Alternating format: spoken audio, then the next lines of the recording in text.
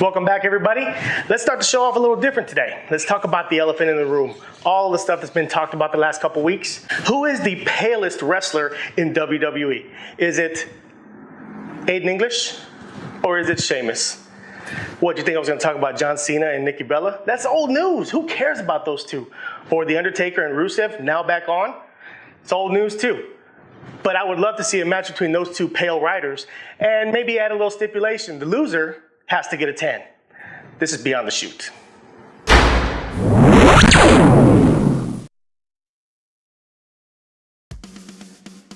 Psycho Steve here with another edition of Back to School. Today we're going to be grading day 2 of the Superstar Shakeup in Smackdown. Now yesterday, day 1 on the shakeup was pretty darn good. Raw had some really good additions to the Raw roster. About 19 new wrestlers. Let's see what Smackdown has to do. Starting the show off, of course, AJ Styles. I love Smackdown because it doesn't start off with the commissioner. It doesn't start off with the GM. It starts off with an AJ Styles promo, the WWE champion.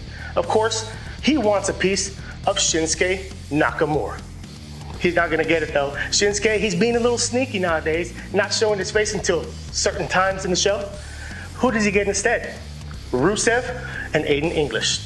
Anything with Daniel Bryan and AJ Styles is getting no less than a B. And the fact that Rusev now is being included with the main eventers, you know what? I'm changing my grade. I'm gonna give it an A-. Because we have Rusev, we have the fans, we have Daniel Bryan, and we got AJ Styles going crazy. It was a great segment. The match itself wasn't too good because it was only 20 seconds. But it leads to a main event match at the end of SmackDown today. Next up on the show, Shelton Benjamin by himself, because as we know, Chad Gable is now part of the Raw roster.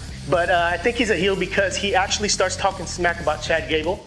He did give him well wishes in an Instagram, or I don't know what social media outlet he used, but he said his account got hacked. So he would never say that he needed Chad Gable. He never needed Chad Gable.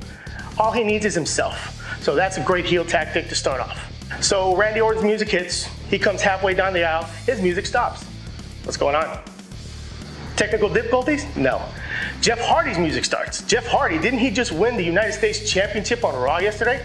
That's right, he took it away from Jinder Mahal and he's bringing it back to SmackDown. So he is finally on SmackDown as a singles competitor away from Matt Hardy. So no Brother Nero, sorry Marks, no Brother Nero. Walks right past Randy Orton and Randy Orton does this. What's going on? Yeah, Jeff Hardy just took your place. I'm actually glad that happened. That's why I'm giving this segment a B+. Shelton and Jeff Hardy had an awesome match.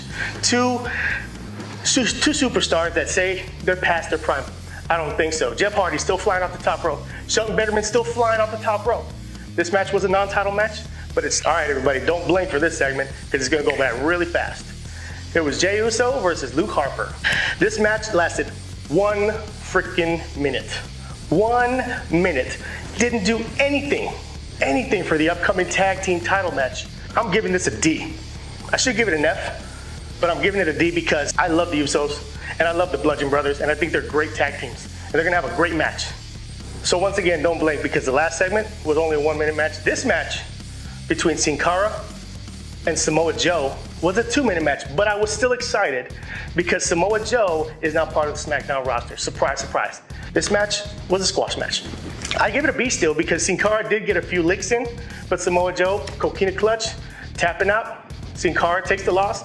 Samoa Joe, first match on SmackDown, he takes the win. But the best part of it was the promo afterwards. Samoa Joe's here, everybody, and you better fear him. He named off guys like Daniel Bryan, Randy Orton, AJ Styles. I can't wait to see what comes of it. After that match, we go backstage. Small interview with Daniel Bryan. Daniel Bryan talks about how he made a list in the 3 years he was out of superstars that he wanted to face when he came back because he knew eventually he was going to be back. So right after the interview, Big Cass comes out. Big Cass has not been seen for about a year, and he was on the Raw roster. So now part of the SmackDown roster, he's part of the shakeup. All Big Cass did was kind of, hey, Daniel, where are you? Of course, Daniel Bryan's right here. Big Cass is up here. So Big Cass calls him a little man. You're what everybody's talking about now? Little man? Of course, Big Cass is huge. He is a monster. So SmackDown has a monster now. But I thought it could have been done better. Maybe bring Big Cass in a surprise of some sort, attacking somebody, show him as a heel. But hey, I'll give this interview a C. Not because of Daniel Bryan, but because they could have used Big Cass and brought him back in a better way. All right, guys. Now we come to the longest segment of the show. Not really excited about it. It has to do with the women's division. It's called the Melibration. Carmella, the new SmackDown Women's Champion. Of course, Charlotte Flair. Charlotte Flair, she wants a match. She wants that title back. She mentioned that, game recognizes game. What she meant was that I would have done the same thing if I had the Money in the Bank title. The Money in the Bank contract. I would have cashed it in right then and there as well. So, congratulations. The match wasn't that great. Billie Kay and Charlotte Flair. It was very slow. It's the first time they faced each other, so they didn't have a lot of coordination with each other. But it was a submission win for Charlotte Flair, so like I said, I'm giving it a D because it didn't advance anybody. It didn't do anything for anybody, honestly. The Iconics and Carmella beat down on Becky Lynch and Charlotte. Guess who comes out? Asuka. Well, wasn't Asuka already part of SmackDown? No, she actually wasn't. She was still part of the Raw roster, but she made a decision to face Charlotte after winning the first Women's Royal Rumble, and had the match at WrestleMania. So the main event of the evening, we have a tag team match between AJ Styles, champion, and Daniel Bryan going up against Rusev and Aiden English. The match was really, really good. I give it a B+. Like I said, I'm not giving anything that's gonna have AJ Styles and Daniel Bryan anything less than a B. It was a disqualification win for Daniel Bryan and AJ Styles because during the match, who comes out? Of course, Shinsuke Nakamura. Does he get in the ring? Absolutely not. He is a heel now, so he's being very, very sneaky. Poor AJ. For the last 3 weeks, he's gotten low blows, and this week, nothing different. He got a low blow from Shinsuke Nakamura, which stopped the match pretty much. And Daniel Bryan, of course, stunned, was like, what's going on? He sees Shinsuke. So I like the fact that he came in, gave him a big boot, and stood over him. It says a lot. Big Cass, the new monster of SmackDown, he's back, and he's back in a big way. So this edition of SmackDown, I'm gonna give it a final grade of B. It was a great show. It had some mishaps, it had some long segments, it had some really good interviews. The matches were pretty top notch. And then we had, of course, a 1-minute squash and a 2-minute squash. So all around, it was a really good show. So what I'm gonna do right now, I'm gonna do a recap of all the new superstars on the SmackDown roster. So it was a long list, just like Raw, so I have a actual list here. So let's go over it real quick. We got The Miz, of course, coming to SmackDown. Jeff Hardy, United States champ. Big Cass, Asuka, Samoa Joe, my favorite.